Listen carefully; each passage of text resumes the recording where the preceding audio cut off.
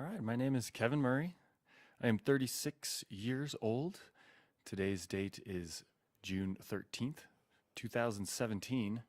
We are here in beautiful Keystone, Colorado at the InEdco conference. I am here talking with Kayla, a friend and colleague. My name is Kayla Swanton. I'm 29 years old. So I was working with a geography and an English teacher at a school in Fort Collins that's a population that's kind of difficult to serve because of poverty and a lot of different factors. And the teacher's name is Liz. And when I first met her, I felt like she didn't like me or didn't trust me or didn't respect me and didn't see what I could offer her in terms of developing her practice as a teacher. And she emailed me one day and had an issue with a student who had plagiarized something, copy and pasted something from the internet and put it into a Google Doc, and wanted to know how she could be more, or like to prove that the student had done this, because of course the kid denied it. And so I showed her how she can go in and look at the revision history and see when the edits were made and what had happened in the doc. But then I had a conversation with her about like a more proactive approach to managing plagiarism, and having the conversations with the kids and going in and checking their Google Docs as they're working on them to kind of nip it in the bud before it's happening, and talking to kids about what plagiarism actually is. And then we kind of got into how the internet isn't necessarily like a gotcha or a big brother, but like a tool for learning. And after that, I think that was when she was like, "Oh, you're not an idiot." And so she started taking a ton of classes with me. And at the end of this year, she wrote me a note that was like, "You've changed the way I teach," and really helped me reach kids in a more positive way and help their parents understand what we're doing with digital tools. And so like it took a little convincing, but then once she started to see the impact with her kids and see how it can just make their learning more positive and more engaging, that was sort of the moment where I was like, yeah, this is why I do this.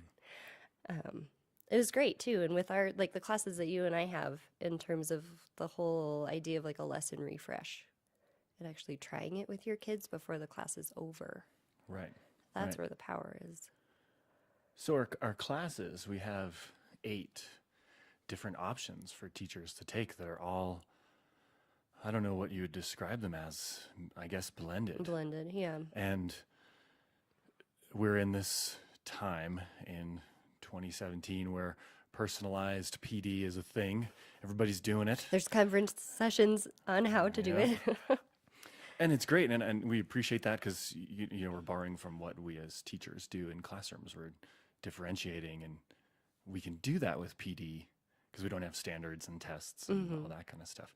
And so these 8 classes really allow teachers to dig into the resources we've curated for them. Like, here are the great tech tools and some of the best practices, pedagogical strategies, whatever you want to call them, all the things that good teachers do. Here it is in this nice, neat little site. Go through it, learn about these things, but we're here to help you. And so Kayla and I each have a class or 2 from each of these online things that we've created that we teach, and we just help them through it. And so, look at the resources, but develop the lesson refresh. And what do we ask them to do? We ask them to... It's like take something that you already do with students, like something that is in your standards or in your curriculum that you are teaching anyway, and find a way to integrate a strategy or a tech tool that's just going to tweak it a little bit. Right. So then it's not like you have to change your entire method for teaching. It's just one thing that you can try. And I think the beauty of it is we're not insulting teachers by saying, here's a new tech tool and it will revolutionize the way you teach. We're saying, you're an awesome teacher. We know that. And hey, take that worksheet you've done, that project that you did, an oral presentation that you have, take that and just make it into a fun video project. Make it into a neat interactive worksheet that adds to the value of what you were trying to teach those kids, because that's what they want too. The students, that's what they want. Yeah, I think of it as like the professional development that we've created is like jammed full of resources. Like it's really saturated with ideas for teachers and how to do it. But then what it does is like we don't expect the teacher to try all of those things. It like creates a container for that teacher to explore and learn on their own or with us. Like I often just act as like a sounding board for ideas. Right. But they just have that space. It's a digital space. But then they can kind of think about what will work for their practice and with their students without it being like, this doesn't feel comfortable. Like, this makes me sweaty. No. You tweak it and do what you want with it that's going to work with how you normally teach. And we're super flexible. Super flexible. I mean, teacher wants, we had a gym teacher. No. Kindergarten teacher maybe that wanted to use like the student response systems class. Oh, yeah. And she was like, we don't have devices. And, oh, we didn't think of that. We apologize. We're secondary teachers and we forget because we're so about lucky. the 5-year-olds that don't have devices. And our kids know how to use tech. Yeah. Right. So giving her that chance to use Plickers, something that doesn't require any tech except for her own smartphone. And a printer to print off the QR codes. Yeah. And you can get really creative with asking questions using that and getting that feedback. So given tons of flexibility, even to, I wanted to take this class. I didn't realize it was this. Now I want to switch. Go ahead, switch it up. It's all about you as the teacher. That's so critical. And I think it's worked really well. I mean, we probably have success stories we can talk about. Well, Can you guys just say where you work? Yeah. We can do that. Just Mine's a little complicated. I'll explain. Yeah. Well, we could, you could just pretend like we both still work for the Poudre School District. Sort of. Yeah. So due to budget issues, my position actually got cut. So I work currently now for Poudre School District, but next month I will work for Adams 12, doing very similar work. And I work for the Poudre School District in the Educational Technology Department, and I mostly support science teachers in the secondary grade levels. I'm thinking, so the other thing about ours is we are both very, we joke about it all the time. We're empirical, we're sciencey, maybe we're methodical. A teeny bit anal. Yeah, I think that is a word that, we've been described as. But Attention to detail. But I think teachers really appreciate that, and they may not even realize it. Some of them that are also attentive to detail may just be, oh, wow, this is exactly what I want in PD. But for those that are not as attentive to detail, for whatever reason, maybe they're elementary teachers and they can't. They have to be flexible. They have to go with the 8-year-olds that they're teaching and what the moods that they're in. But we really, like our lesson refresh is make a hypothesis. If I use this tech tool in place of this strategy I've done in a non-digital way, then this will happen. And then we ask people to do the research, which is our resources. Yeah. And then, try it out in your classroom. Show it, give us products and show us what you've created. But then at the end, it's like make a conclusion, do a big reflection, really. And the reflection doc, we should pull it up actually and see if, because that'd be cool to have. I think the best thing with the reflection doc is like, what was the impact on student learning? It wasn't like, was the tech tool easy to use? It like brings it back to the kids. And what did you see with your students? Yeah. And what would you try differently next time, or what will you continue to do? Describe a little bit what the reflection doc is. Yeah. The reflection document is, so we hand everything out through Google Classroom, and just because it's nice and we could set it's up streamlined. dates. Yeah. And gives everybody a copy so that they have their own thing to work with. But the reflection document just really asks them to figure out like what happened for you as the teacher. How was it different delivering a lesson where instead of having kids do an oral presentation at the front of the class, they had time to create a movie and go through the editing process, which is really powerful. You can tell a different story through edits. And how did the students respond? Did you notice any increased in student engagement? But we also, it's flexible again there too, where we don't really check the documents for, did you answer every single question? It's, answer the questions that you think are important. Some people answer in one sentence. You know, I can think of some of the high school teachers. Yup, it worked. Okay, great. You know, and we'll leave it up to them to be like, that's their PD. That's where they're going to leave it, and they're going to take it forward. We can't guide and force it's them not to do any more. evaluative at all. Like we use the docs as kind of our lens for where does the teacher need more support. Right. And we look like, especially there's the planning document and the reflection document. Like that planning document is super helpful for you and I when we're looking at what a teacher is thinking about doing. Where can I kind of plug in myself and my expertise and my instructional coaching to help support them in that process? Right. And a big part of our job is to be able to push into classrooms. Push in sounds weird. I know. Edit that out, please. We're more invited Yeah, in. yeah. We get invited into classrooms because it's not a requirement to come into your classroom. Right. A teacher can, because some teachers don't like that. They don't want somebody else in their classroom, and that's fine. Some teachers love it, and they I loved it and thrived on another adults just to even, you know, make fun of the kids or something. You could probably edit that out too. But we can, you know, we have that unique opportunity to jump into classrooms and either be a fly on the wall and just observe.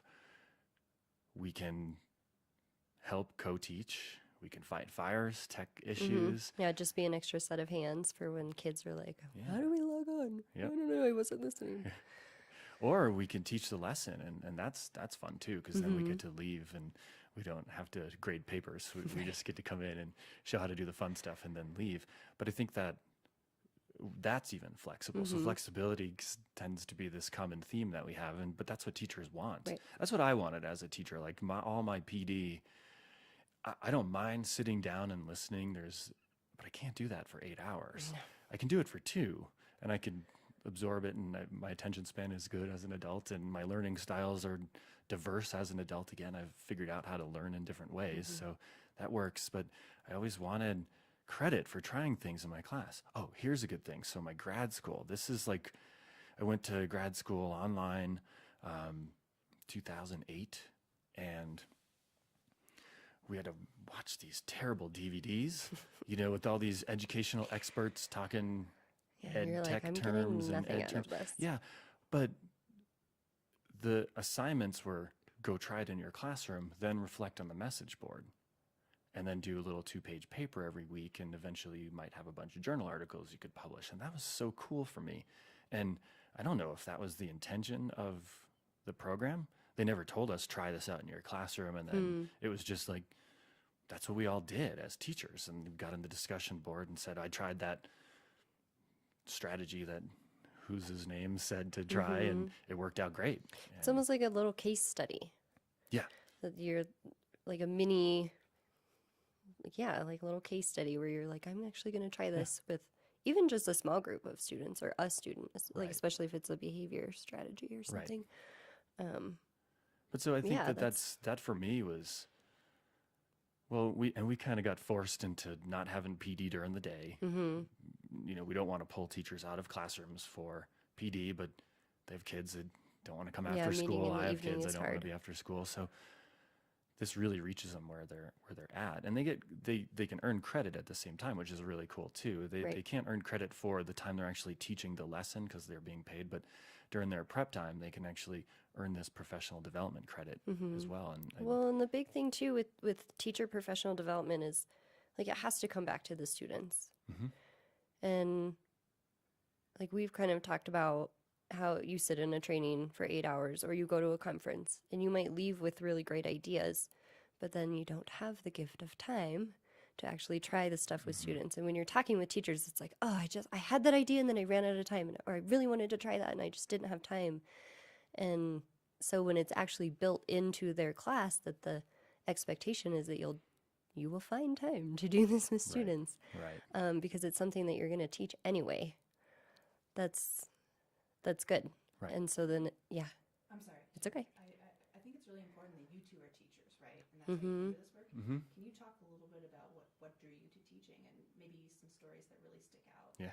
That maybe, brought you to this work or Sure. So Kayla and I are We. you and I. you and I are teachers. first, but we left the classroom, and now we're teachers of teachers, which is fun. Having teachers as students is an interesting challenge. And it's becoming more and more apparent that teachers are the worst students. And I think I hear it more now from teachers even. Right? They're like, Because no, they're like, I'm yeah, totally I a don't know. bad student. They asked for an extension on an assignment. And Right. in my brain, I'm thinking, you'd be so pissed if one of your kids came to you and asked you for this. Here you are. I got into teaching. All my grandparents were teachers in some sort of way, and my grandfather was a teacher just every day for me. I mean, all the things I know, I like can contribute back to him. I might need the tissues. Holy crap! I don't want to talk about him anymore. Let's Drink skip your past water. him. Let's go straight to my mom's a teacher.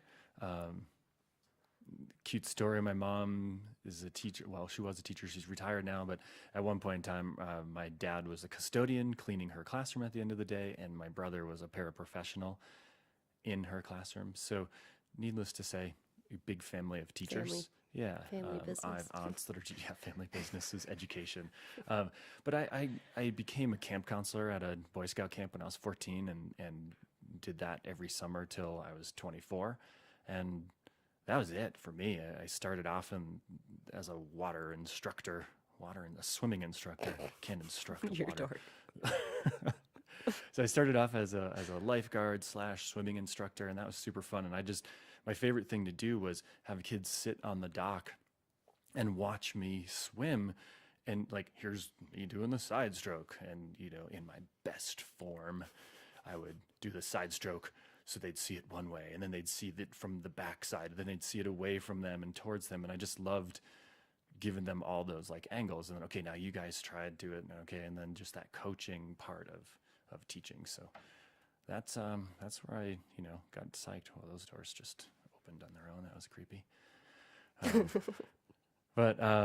Yeah. So I think working at that summer camp for years and years, and it wasn't so much like I didn't have to prove that the kids learned what I was teaching them, which is terrible. Most of the things were skills based. So it's like, can you row a boat? Can you scull? All these weird things that they had to do. Skull. I don't even know what that is. Oh, it's like this weird thing with your hand where you like only In have a one rowboat? oar. Yeah, but you're in the Oh. back of the rowboat and you're like going back and forth like this to make it go forward. Yeah, it's really weird. Okay. Or the parts of the boat. And again, we didn't really care. We're just kind of giving the kids the merit badges. Like, yeah, cool, you came to class every week or every day this week, and you're good. But it was just the interactions with the kids that we were interacting with. Mm-hmm. That was the fun part. Whether it was, earning their respect and trust, and then being able to like make fun of them, because that's part of the way that I develop relationships with people, is I make fun of them, and not like in a mean way, just in a fun way. No, you and I are, that's why we became friends, because it's like we can rib and tease and give each other a hard time, but then that like means we trust one another. Yeah. So it's like a relationship thing. It's Right. just something that I do as a person to make relationships with people, and maybe some people hate it and are uncomfortable with it.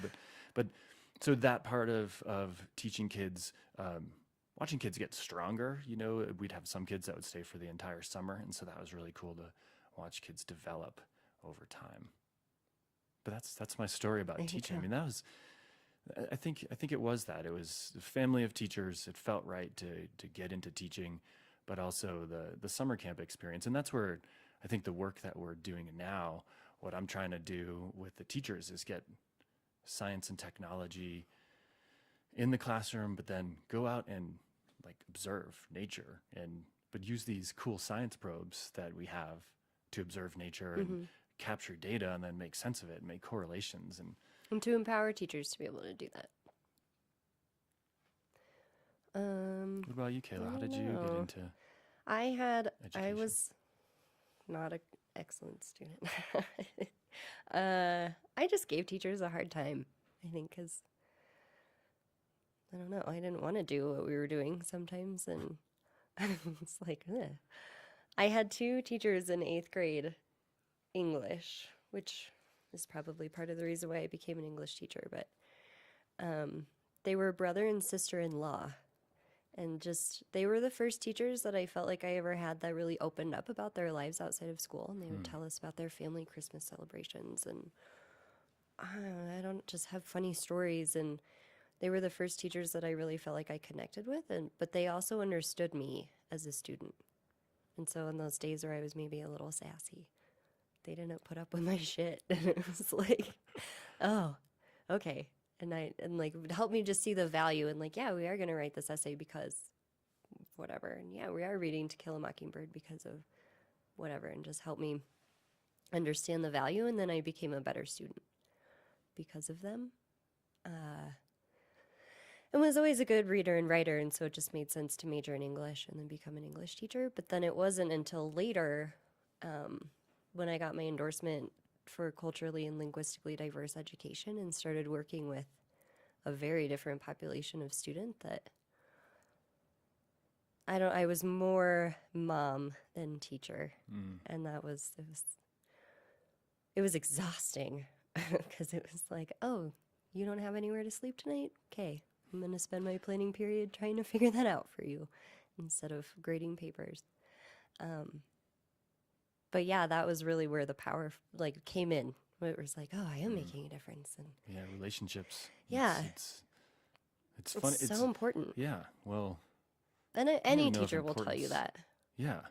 But Yeah, for and these that's- kids, like, they that's- don't care about what a narrative is, No. but they just need to know that someone is there for them and Yeah. will protect them. Like, I even had a kid, like, got in a fight in one of his other classes and ended up in, like, court-mandated anger management, and at the end of the year wrote me a letter that was like, you were my person at school that I felt like I could talk to, and you were never going to judge me. And of course, English was his second language, so the whole letter said, thank you, instead of thank you.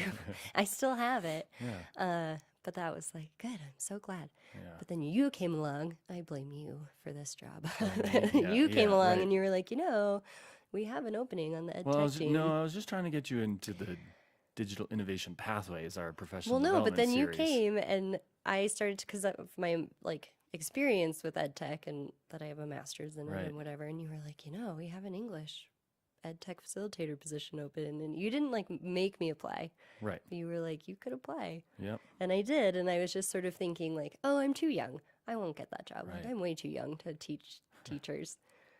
They'll just give me some like good feedback that I can work on, and then lo and behold, career change. Here you are. Right. Right. But it's been awesome, and I think every time I look back on my life, it's like I have ended up exactly where I was supposed to go, even though at the time it was like, I'm not really sure. if Well, and this we're is so right. lucky in our work. It's such a unique situation where teachers, we're sort of in the middle of okay, you've got teachers that are out in the field working their butts off, teaching kids. We've got administrators that are similar, working their butts off, but in a different way. And Different in priorities. every district, there is that disconnect of us versus them. They don't know what it's like to be in the classroom. And while you can see that, it's not always the case, but we're right in the middle there where we have that ability to say to an assistant superintendent, hey, have you thought about this? Or, hey, there's really cool things going on with this tech tool in this school, and you should be aware of that. Or like those days where, district leadership will come in and be like, well, principals don't know what you guys do. Well, Yeah. let me show you. Right, Here's right. this huge list of everything that we do. And it's not Right. just professional development for teachers. Like, No. we provide even equipment to use in classes and help with it. And the principals just have a very different, like, their day just looks so different from a teacher, whereas the teacher is going to come in the morning and be like, oh, I have Kevin coming to help me with WeVideo and got to get that all set up. Whereas the principal is not at all thinking about those things. Right. Right. Do you guys have any, you mentioned some success stories earlier. Yeah. So I was thinking we should talk about those. Oh,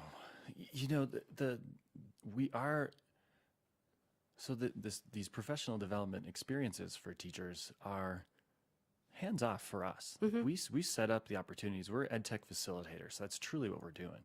We're not trainers. We're not training them how to use the tools. I think that bugs some people. They want more, but we're like, we're going to find the best video made by the company. It's always going to be up to date, Right. and we're going to provide you with those resources. And we're here to grab your hand and hold your hand through that process. One thing that I always tell teachers is like, I will just come and sit with you during your plan period.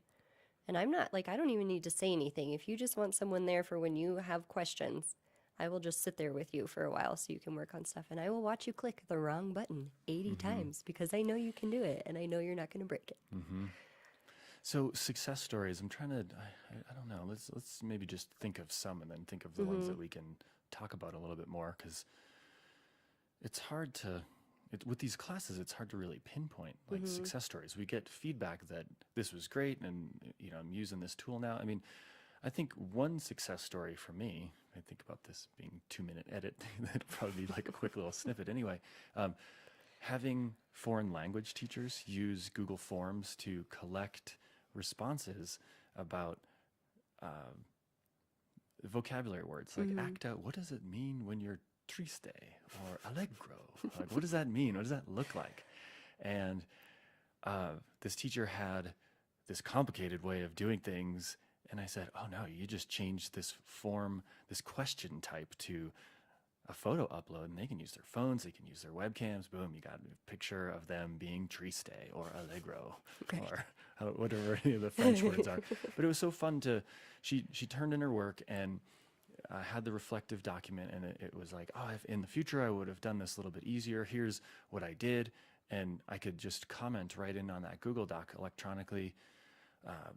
It's available for her right away. Gets an email to say, there's a comment from this guy who says he's your instructor, and you know, they can check it out at their own time, which is really powerful. But that we don't go into every classroom. We only ones that ask us. But I think that was a huge success story, because it was and it wasn't big. It wasn't like she changed her practice. Not a huge it was, shift, just a teeny tweak. Instead of having kids on paper, which is what she was doing, draw on an index card or whatever, what does triste look like? She had them act it out. And that right there reaches body thinking. That's huge. Right, exactly. It reaches that side of things. So, and you can dig and find all those sort of the tentacles of how that one little shift in what she did in her classroom may have changed a lot of other things. Yeah. And how many kids, and some kids didn't, some kids drew pictures still and they just held it up in front of their webcam. That's fine, different modalities. Yeah, right. And some kids hate taking selfies. Isn't that weird? I can relate. Yeah. Oh, see, I like taking them, but of course I have little kids, and we always get in there together. So, well, so that was a success. Yeah, I have a good one too. That I had a guy take our online digital portfolios class, and he is an English language development program specialist at one of the elementary schools, and took the class and got his kids using Seesaw. And you know, you talk about using Seesaw is, how would you describe it? Like an online portfolio tool. Yeah. They're not a learning management system, more like a online, teacher can go in and create a that's class, and then all the students are in this digital class and can post pictures and videos and all kinds of stuff in Seesaw. But super easy to use. It's so streamlined. All the user interfaces of these tech tools become great. easier and easier. I have no complaints about Seesaw. Like, there's nothing about it that I really feel like needs pretty change. good. And a lot of K-6 teachers use it, but certainly K-12 could use it. Yeah, and but it's great for younger kids, which is why he chose it, this teacher. And that parent ability, the parent portal. I mean, we've got, I loved, with Seesaw, I loved getting that feedback of for your kids. There's a picture that you can like of your daughter at the field trip that she's at right now. I mean, yeah, and he wasn't using it in that capacity because the population of kids he was serving, a lot of the parents. So how was he using it? He decided, for digital portfolios? Well, and I was going to say, like, you talk about using professional development to create the container for the teacher to do what they will do. And he took Seesaw and started using it as the, what's the word I'm thinking of? Like, where he was tracking the data of the kids. So with English language learners, like, you assess them periodically on reading, writing, speaking, and listening. And so he was using Seesaw to build, like, the bodies of evidence for each student as to why they were placed at this level in the English language development program.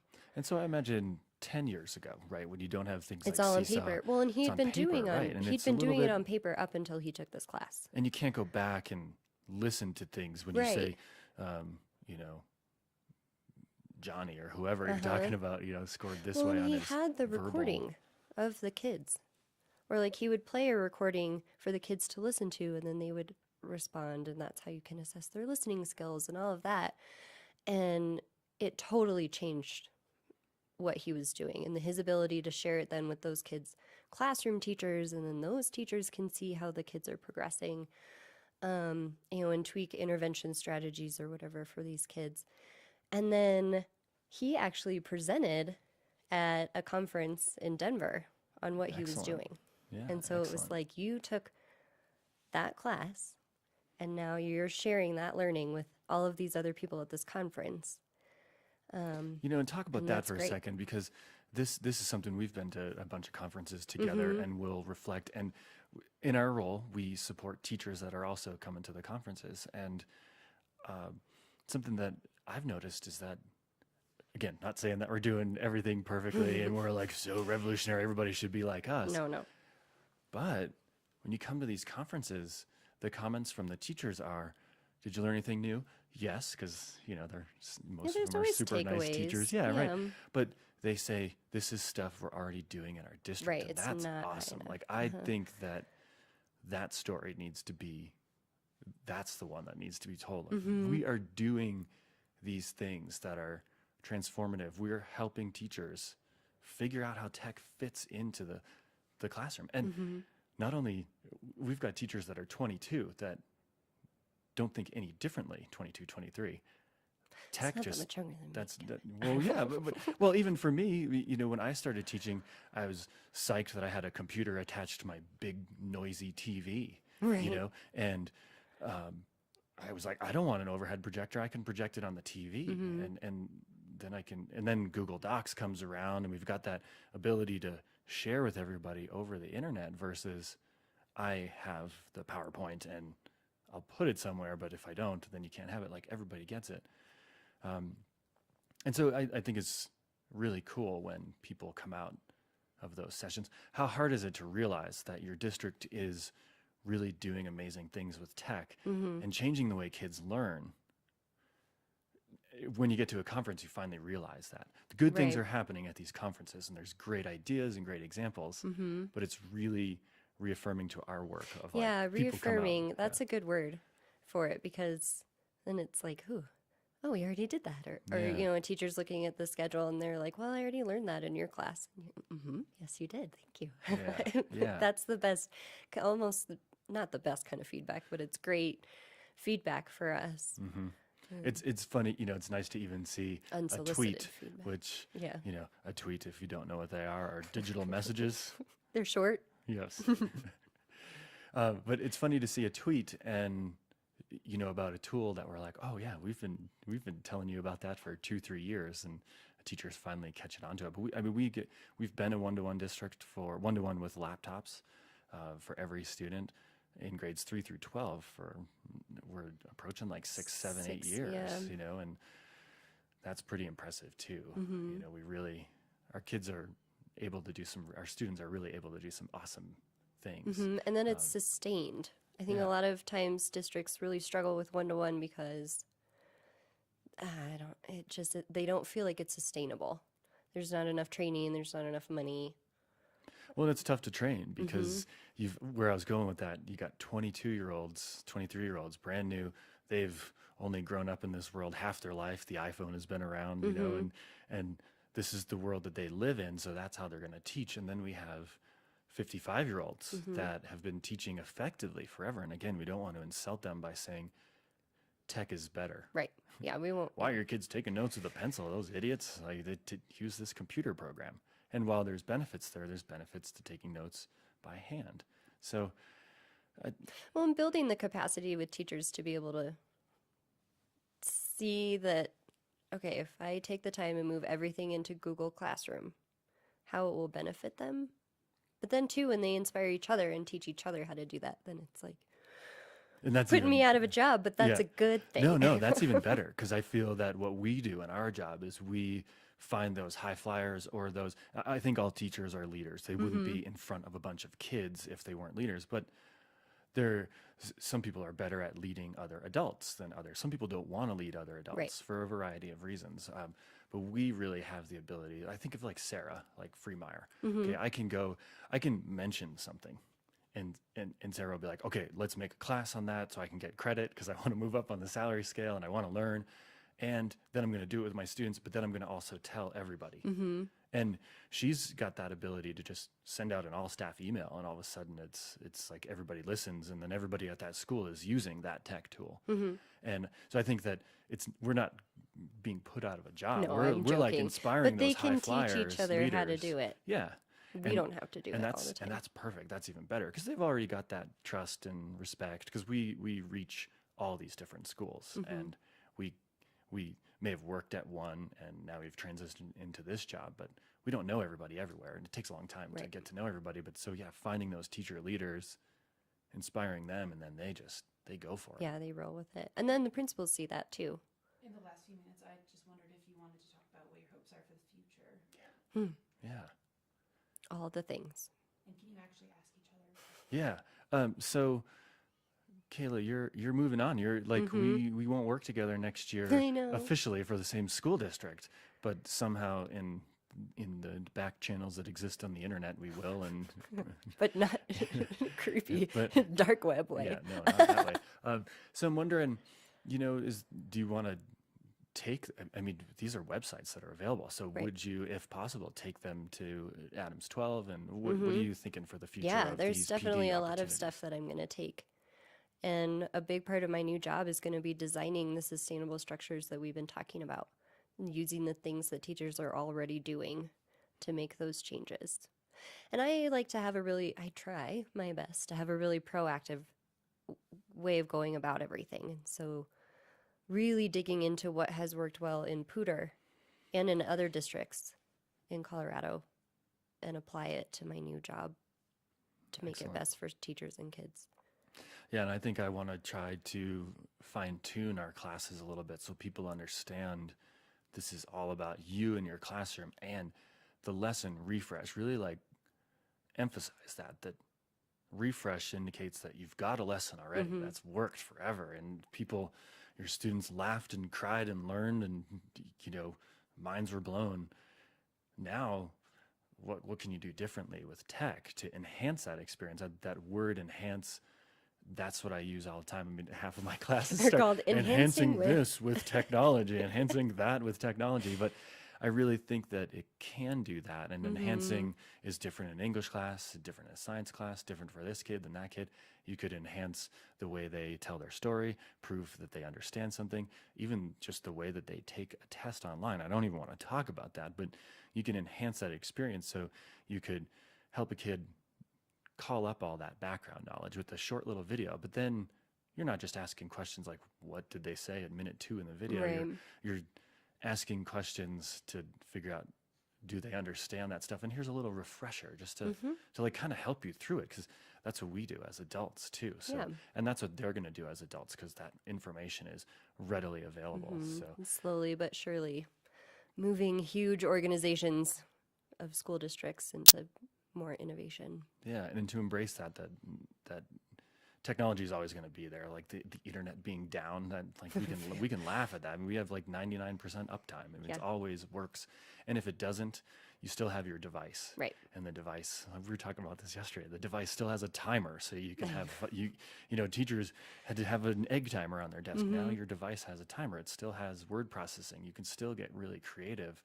And this stuff is just going to blow up and get bigger and bigger and more part of our lives. And we have that responsibility in our role to teach teachers how to teach students how to use it. And we don't always get to directly see the students, which is a bummer, a downside. Yeah. But I think that the work that we're doing with teachers, then if they're not directly telling their students, look, you could also create this video to explain something to, your parents so you can get what you want. That sounds weird.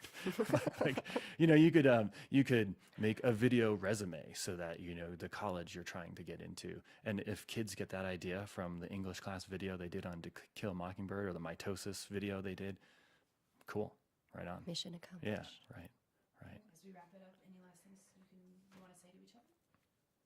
Just a No, because that seems to, because we're dealing with this whole like, I'm leaving thing. and Kayla and I, our desks are next to each other, and our ability to plan together is just easy. Like I remember we sat down and made that video In like 5 that minutes. described the class flow for all these Yeah, classes. it took like 20 minutes. And it was so easy. Uh-huh. Like we knew what We to do. speak the same and- language. Yeah, it just was simple. So no, I don't want to. Yeah, we're like losing our work Yep. friends. cut. Yep. Done. We'll say Irish goodbyes at some Yeah, point later. Irish goodbyes right there. There it is. That's perfect.